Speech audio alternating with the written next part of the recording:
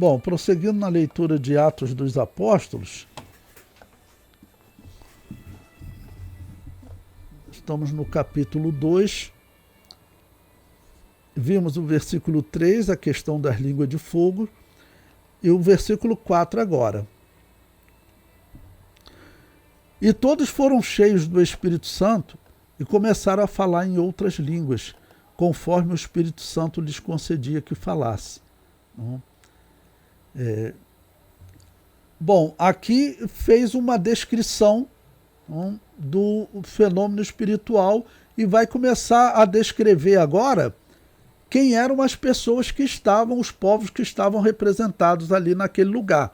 E aí vocês fiquem atentos, porque aí vai ser falado, vamos dizer, língua como dialeto, enquanto lá no versículo 3 era língua glossa, não era dialeto. Tá ok?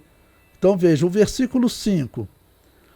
E em Jerusalém estavam habitando judeus, varões religiosos de todas as nações que estão debaixo do céu.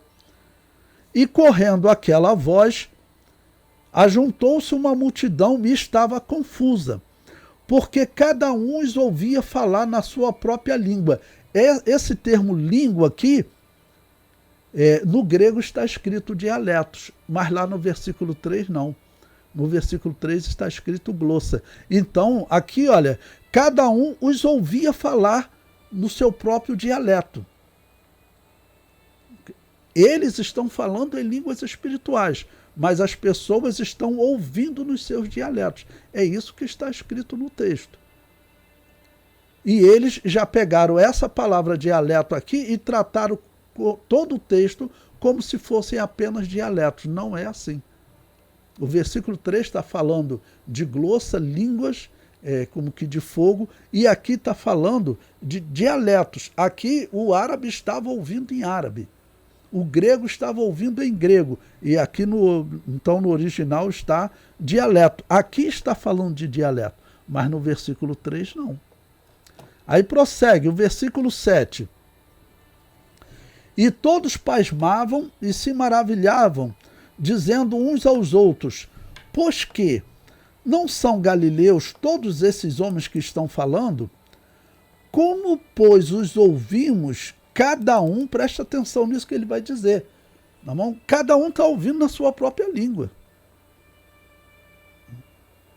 Então ele diz, olha, cada um, pois, os ouvimos, como, pois, os ouvimos, como, pois, os ouvimos, cada um, na nossa própria língua, ou seja, novamente, dialetos, no nosso próprio dialeto em que somos nascidos.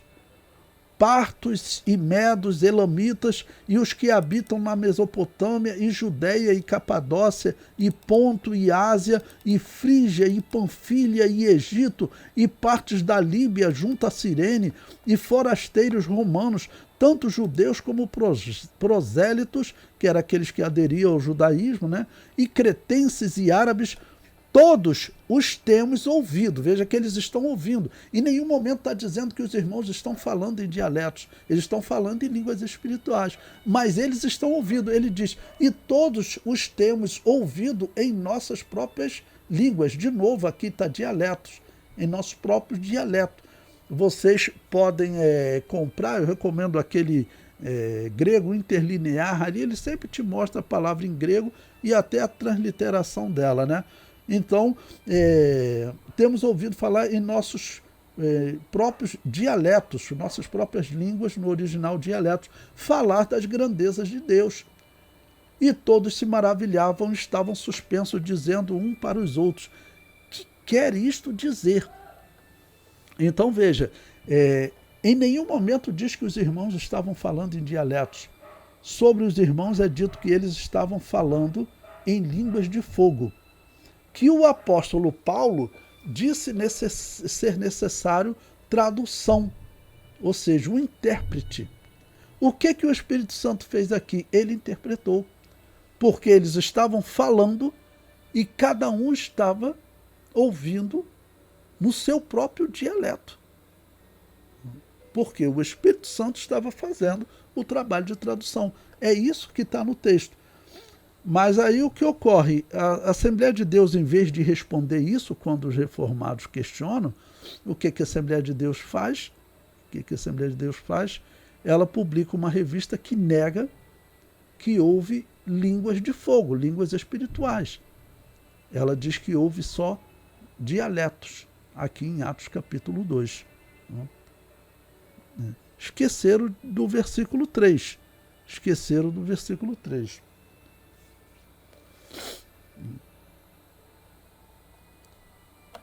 Bom, sobre esses muitos povos que eles citaram aqui, e eles citaram muitos prosélitos, esses povos que eles citaram aqui, os judeus nós sabemos que estavam espalhados pelo mundo, principalmente no cativeiro babilônio. A Babilônia espalhou, né, muitos judeus nos anos 600 a.C. 100 anos antes, nos anos 700, os assírios também espalharam, e os babilônios assírios levaram eles, né, para a Pérsia. Então, a Mesopotâmia, Nínive, Babilônia, tudo estavam espalhados, e por muitos outros lugares. Também para o Egito, muitos foram para o Egito.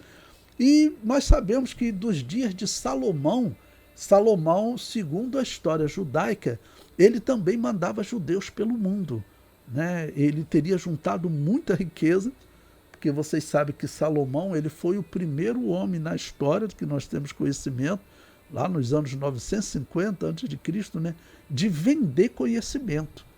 E você vender conhecimento foi agora aquele exemplo que eu citei para vocês. Um indivíduo que faz um programa de computador, aquilo ali é um conhecimento. Ele começa a vender esse conhecimento. Aquilo ali que ele fez, ele pode vender para 100 pessoas, mas pode vender para 1 milhão de pessoas. Aquele conhecimento ali que ele fez. Então, vender conhecimento é muito lucrativo. E Salomão, então, por isso diz que ele foi muito rico. E segundo a história judaica, por exemplo, ele enviou com os fenícios judeus até para a Espanha. Então os judeus estavam espalhados pelo mundo todo e com uma grande riqueza. E Salomão teve muitos filhos, muitas mulheres, muitos filhos. Então ele mandava os filhos, né, com uma parte, né, de súditos, né, de pessoas com eles, para fundar uma comunidade judaica lá na Espanha e em outras partes do mundo. Então tinham realmente judeus, e judeus abençoados, como é a regra, Deus os abençoa onde eles chegam, né? Então, justifica também essa grande quantidade de pessoas que estavam ali, às vezes eram judeus que viviam em outra região e falavam outros idiomas também, né? E falavam outros idiomas. A grande maioria dos que estavam peregrinando ali, claro, eram judeus. E tinha os prosélitos, que eram aqueles que tinham aderido ao judaísmo.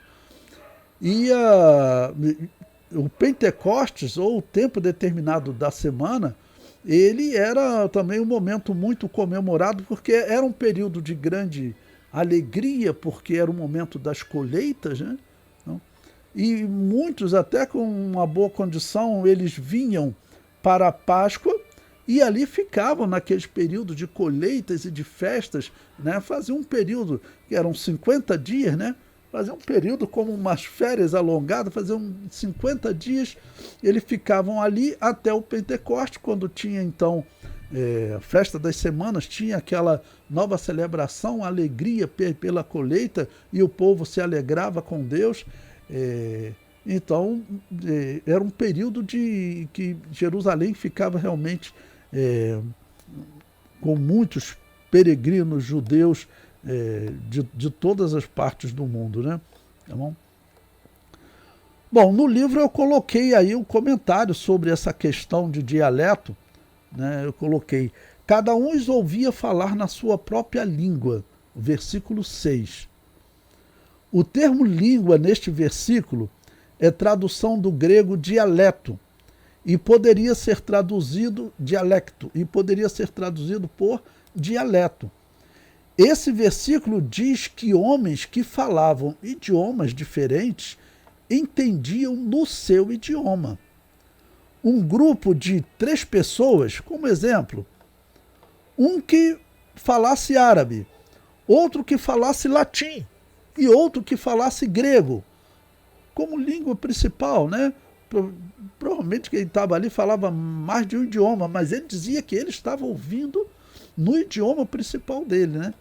Um que falasse árabe, outro que falasse latim, outro que falasse grego, ouvia um mesmo cristão no seu idioma de origem. Tem um cristão aqui falando em línguas espirituais e cada um ouvia no seu idioma de origem. Eles estavam pregando em línguas espirituais e cada um ouvindo nos seus idiomas de origem. Paulo relatou a necessidade de um intérprete para que a língua espiritual fosse entendida pelos homens. Mas neste momento em que a igreja estava nascendo, ninguém tinha o dom de interpretar línguas espirituais. Logo, o Espírito Santo realizou essa tarefa. O Espírito Santo fazia a interpretação do som desde que o cristão falava até chegar ao ouvido do peregrino.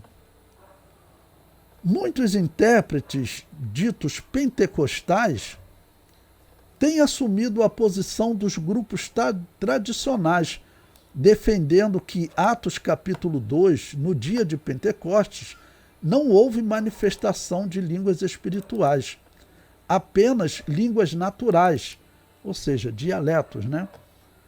Também não dizem quando elas teriam começado.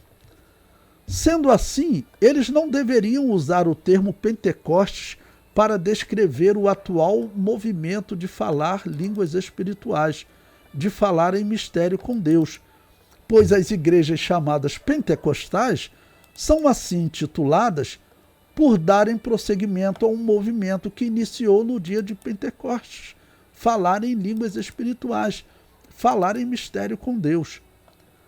Para concluir, os textos deixam claro que aconteceram dois fenômenos no dia de Pentecostes. O primeiro, capítulo 2, versículo 3, quando os apóstolos falaram em línguas de fogo, né? Aqui uma pausa para poder explicar para vocês. Eu falei ali, aqueles que nos chamam de pentecostais, aqueles que estão na Assembleia de Deus se intitulam pentecostais, mas eles dizem que no dia do Pentecoste não houve manifestação de línguas espirituais. E como eu disse para vocês, isso saiu no centenário do pentecostalismo, na revista da CPAD. Então, não chame de pentecostal, porque então esse fenômeno não aconteceu no dia de Pentecostes. É estranho, né? O comentário prossegue. Quando os apóstolos falaram em línguas de fogo, que são as línguas espirituais, em que o cristão fala em mistério com Deus, o segundo, o ato do Espírito Santo interpretar as línguas espirituais, o segundo fenômeno, né? Para que os ouvintes as ouvissem cada um na sua própria língua. Então são dois fenômenos, falar em línguas espirituais e o segundo fenômeno, cada um ouvir no seu idioma próprio. Então, o que ocorre? O Espírito Santo fez essa tradução, porque o que está dizendo é que cada um ouvia no seu próprio idioma. Então, esse é o fenômeno. Eu prossigo no comentário. Infelizmente, a revista da CPAD, no ano comemorativo do centenário do movimento pentecostal, defendeu que não houve manifestação de línguas espirituais naquele momento. Ela diz... Bom, eu coloquei o texto aqui na íntegra, saiu só na revista do professor, né? Mas aí todos os professores do Brasil, ou até de fora que utilizam essa revista, o que eles ensinaram? O que a revista diz. É por isso que, como falou o presbítero Vladimir, tem pessoas hoje na Assembleia de Deus ensinando que em Atos capítulo 2 não houve manifestação de línguas espirituais. Bom, veja o que a revista diz. Isso é interpretado de várias maneiras. Alguns se detêm no versículo 8. Como, pois, os ouvimos cada um na nossa própria língua em que somos nascidos? E supõe que todos os discípulos falaram em língua materna, aramaico, e que se tratavam de um milagre de audição ao invés de fala. Mas os dois versículos anteriores são muito claros. Cada um os ouvia falar na sua própria língua, sem o sotaque galileu. Outros chegam ao meio termo e dizem que os discípulos falavam em línguas desconhecidas, que o Espírito Santo interpretava nos ouvidos de cada um dos ouvintes em sua própria língua, que é o que a Assembleia de Deus falava antigamente, que eu estou dizendo para vocês. Tá bom? Cada um falava, no caso, em línguas espirituais, e cada um ouvia na sua própria língua. Isso foi o que a Assembleia de Deus sempre pregou. Mas a revista vai agora, vamos dizer, dar uma posição como que não. Na verdade, eles teriam, no caso, falado em outros dialetos, outros idiomas. Aí o comentário da revista prossegue. Mas Atos, capítulo 2, versículos 6 e 7, exclui essa interpretação também. A interpretação que eu coloquei para vocês, de que eles falavam em línguas espirituais e o Espírito Santo interpretava e cada um ouvia na sua própria língua. Ele diz que exclui essa possibilidade. Então, qual a possibilidade que sobra? Que eles falaram em dialetos comuns. E o versículo 6 e 7 não exclui em nada essa possibilidade. Porque o versículo 6 e 7 eu posso ler novamente para vocês. Veja o que o versículo 6 e 7 diz. Olha. E correndo aquela voz, ajuntou-se uma multidão e estava confusa, porque cada um os ouvia falar no seu próprio dialeto. Isso aqui está excluindo em quê? Não está excluindo em nada. Nós dizemos que falava em línguas espirituais e o Espírito Santo traduz, então cada um ouvia no seu próprio dialeto. O texto está dizendo isso, é o que nós falamos, não exclui nada do que nós falamos. O versículo 7 também. E todos pasmavam e se maravilhavam, dizendo uns aos outros: pois que não são galileus todos esses homens que estão falando? E vai continuar no 8, no 9, que vai falar de dialeto também. Não exclui em nada. Como é que exclui? Ele diz que o versículo 6 e 7, ele exclui essa possibilidade. Eu acabei de ler o versículo 6 e 7, ele não exclui nada. Ele está falando exatamente isso. Eles falavam em línguas desconhecidas que o Espírito Santo interpretava nos ouvidos de cada um dos ouvintes, em sua própria língua. E eles estão dizendo isso. Cada um está dizendo, nós ouvimos na nossa própria língua. Ou seja, eu estou ouvindo em árabe, você está dizendo que você está ouvindo em grego, e você está ouvindo em latim. Então, em que os versículos estão desacreditando? Mas aí a revista, então, ela assumiu uma posição diferente do que a Assembleia de Deus sempre pregava. Eu acho isso uma vergonha, né? Aí ele prossegue, o comentário da revista, né? Os 120 falavam em idiomas que foram compreendidos por pessoas de diversas nações. Lições bíblicas do movimento pentecostal, as doutrinas da nossa fé. Segundo trimestre de 2011, a lição 3, está no auxílio bibliográfico. E isso é citado, também tirado de um dicionário pentecostal, né? Ele coloca: os comentaristas da CPAD esqueceram de analisar o versículo 3. São fenômenos diferentes. O termo grego utilizado em Atos 2:3 é glossa, né, que seria, até daí que vem glossário, né? Glossa, se traduz por língua, que vem acompanhado do termo grego puros, que se traduz por fogo, evidenciando que se tratava de um fenômeno especial, diferente dos dialetos, versículos 6 e 7, que os homens ouviam. Ou seja, existe diferença entre o fenômeno do versículo 3 para os versículos 6 e 7. O termo glossa é utilizado para descrever os outros dois momentos em que ocorre a manifestação de línguas espirituais no livro de Atos. Aí eu separei aí, olha, Atos 10:46, porque os ouviam falar em glossas e magnificar a Deus. E o capítulo 19, versículo 6, e impondo-lhes Paulo as mãos, veio sobre eles o Espírito Santo e falavam línguas e profetizavam. Nesses dois versículos, eu sublinhei aí línguas, O que está no original? Glossa. O mesmo que está lá no versículo 3 de Atos capítulo 2. Tá ok?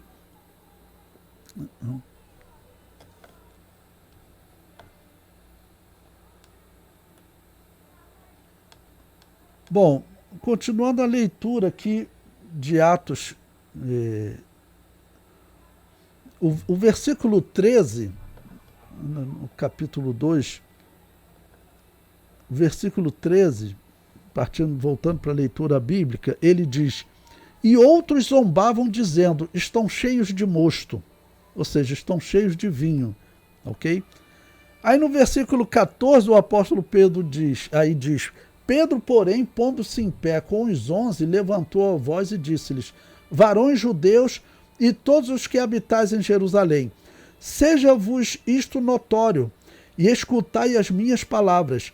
Estes homens não estão embriagados, como vós pensais, sendo esta a 3ª hora do dia. Eu falei para vocês no começo, lembra? Que o apóstolo Pedro disse que o fenômeno do nascimento da igreja, por que Deus resolveu deixar isso marcado? Porque, olha, Levítico 23, o primeiro tempo determinado, qual era? Era a Páscoa. Ele tinha um tempo determinado, ele tinha que acontecer na hora do sacrifício da tarde, na hora nona, às 3 horas da tarde. Bom, e aqui e lá era a morte de Jesus, tinha que acontecer nessa hora. E aqui o nascimento da igreja tinha que acontecer também essa hora. Foi a hora que Deus escolheu. Irmão. Qual a simbologia? A gente tem que tentar descobrir. Eu não sei até hoje. Mas, como eu disse, alguns dizem, se tem uma hora para a volta, para o arrebatamento da igreja que nós poderíamos pensar, é essa hora. Poderia ser a hora que Jesus morreu também. Mas faz sentido pensar que a igreja é arrebatada na mesma hora que ela nasceu. É uma possibilidade, uma hipótese, né? Tá ok? Pois bem, aí no livro eu ainda comento.